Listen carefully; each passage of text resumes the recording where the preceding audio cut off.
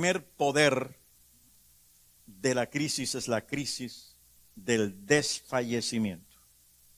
En un momento duro desfallecemos. Desfallecimiento es la pérdida de fuerza o energía. Es sentir que la tierra firme se convierte en pantano. Es sentir que el oxígeno falta a nuestros pulmones.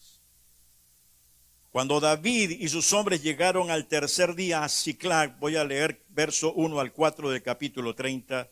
Cuando David y sus hombres llegaron al tercer día a Siclag, los de Amalec habían invadido el Degec y Siclag, habían asolado a Siclag y le habían prendido fuego.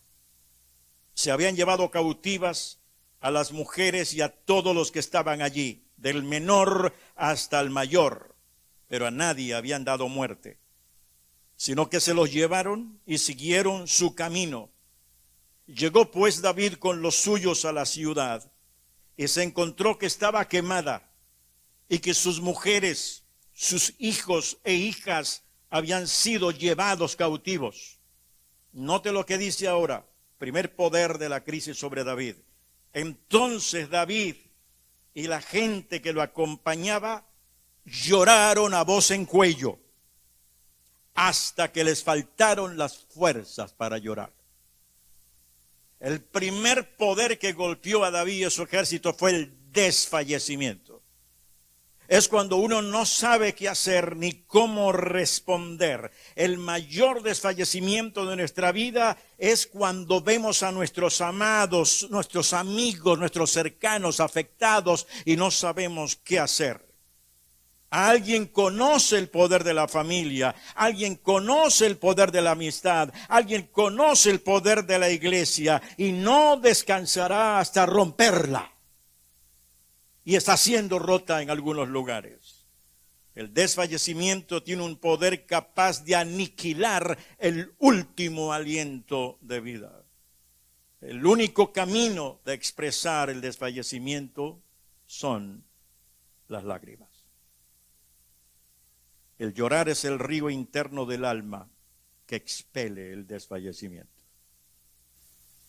David y sus hombres, siendo hombres de guerra, terminaron llorando desconsoladamente frente a la crisis al notar que sus familias habían sido secuestradas y sus casas quemadas. Hay un mito que tenemos que romper y es el mito que llorar es debilidad. Falso, porque seguimos siendo humanos. Llorar es un regalo de Dios. Las lágrimas las puso Dios con una finalidad. No solamente limpiar la retina de nuestros ojos, sino limpiar los cristales de nuestra alma. Jesús lloró frente a la tumba de Lázaro. Jesús lloró por la ciudad de Jerusalén. Jesús lloró en la cruz cuando dijo, Dios mío, ¿por qué me has desamparado? No lo dijo Dios mío, no. Él lo dijo con lágrimas. David lloró a voz en cuello hasta que le faltaron las fuerzas. El problema no es llorar. El problema es no llorar o ahogarme en las lágrimas.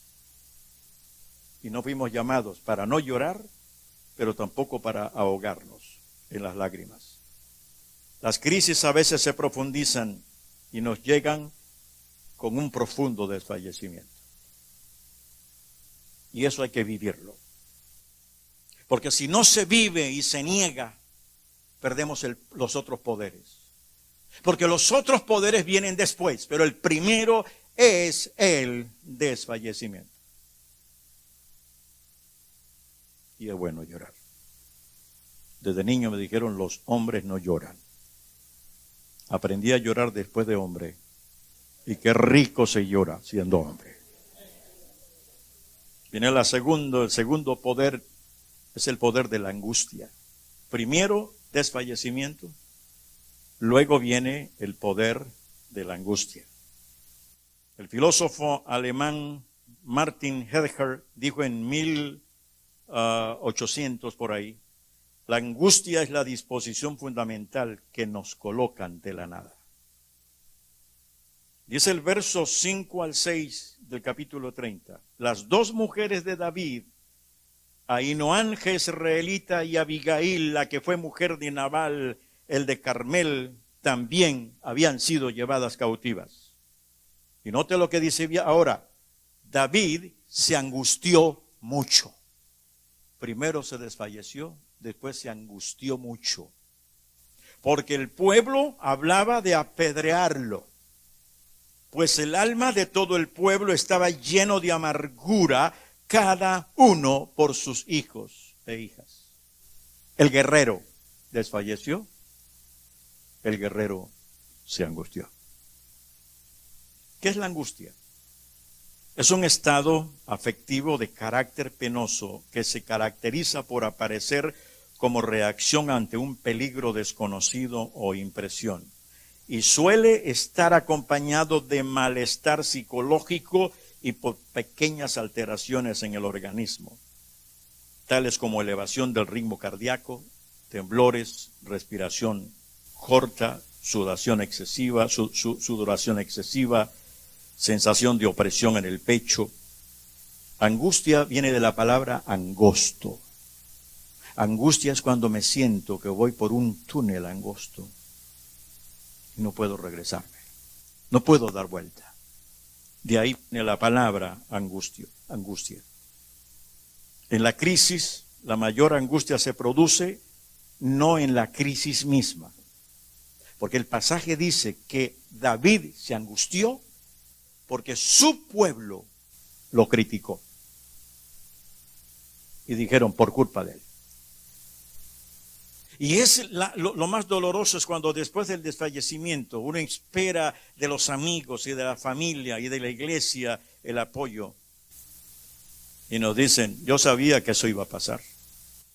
¿Por qué criticaban a David? Porque recuerda que David, huyendo de Saúl, había llegado a Siclac y le pidió hospedaje al rey pagano, y el rey lo hospedó y le dejó estar en esa tierra, pero él no consultó con Dios.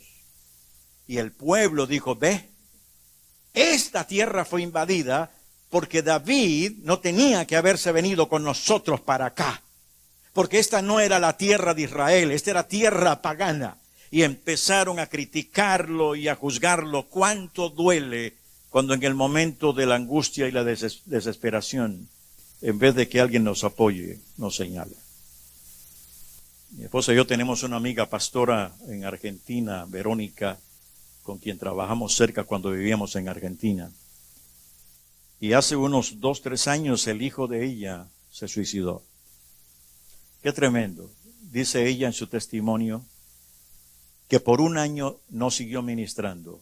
Cayó en depresión, soledad, con muchas preguntas. Pero ella dice, el día que estaba yo al lado del féretro de mi hijo, porque en la ceremonia para llevarlo al cementerio, se le acercó un pastor y le dijo, hermana, déjame decirte cuánto lo siento, pero más siento que su hijo está en el infierno. Dijo, eso fue un golpe bajo. Otra señora se le acercó creyente y le dijo, hermana, revise lo que hay en su vida, porque el que anda bien con Dios no le suceden estas cosas. La golpeó. Pero ya se levantó porque ya vivió los 5 crisis, los 5 poderes. Y hoy, después de eso, de que se levantó de ahí, inició una fundación en Argentina que se llama Familias en Dolor, para ministrar las familias cuando un miembro de la familia se suicida. Aleluya, dele gloria a Dios. Es cierto que el pueblo tenía cierta razón, pero ese no era el momento para decirlo. Ni Tanine tenía que decirlo. La vida misma enseña y no necesita maestros de segunda que repita lo que ya la vida nos enseña. El poder de la angustia dispara la depresión. Y la depresión es algo que ha incrementado últimamente aún en el pueblo de Dios y en el pastorado. Porque antes se veía la depresión como algo diabólico. Ahora la ciencia ha comprobado que hay muchas fuentes para la depresión. Y puede venir de problemas cerebrales, deficiencias cerebrales, situaciones críticas emocionales. Se cuenta que una vez el diablo puso a la venta en una garage sale todas sus herramientas a precio muy barato. Y allí estaba la tristeza a $1. Y allí estaba la frustración en $3. Pero había una herramienta que era muy cara. Y alguien le dijo, ¿cuál es la razón por la que en este garage sale todo es tan barato, pero esa está cara? Dijo, es que esa es mi arma favorita. Y el que la quiera tener tiene que pagarla. ¿Y cómo se llama? Depresión. Sí. David hubiera podido sentir la presión del desánimo y la desesperación, pero la angustia lo agotó. El dramaturgo francés Eugène Ionesco dijo, las ideologías nos separan, los sueños y la angustia nos unen, porque en medio de la angustia uno encuentra cuáles son los verdaderos amigos y cuál es la verdadera familia. Cuando la ayuda humana desaparece, entra en juego de una vez el tercer poder de la crisis. Llevamos desfallecimiento, llevamos angustia, pero hay una tercera que se llama el poder de la fortaleza.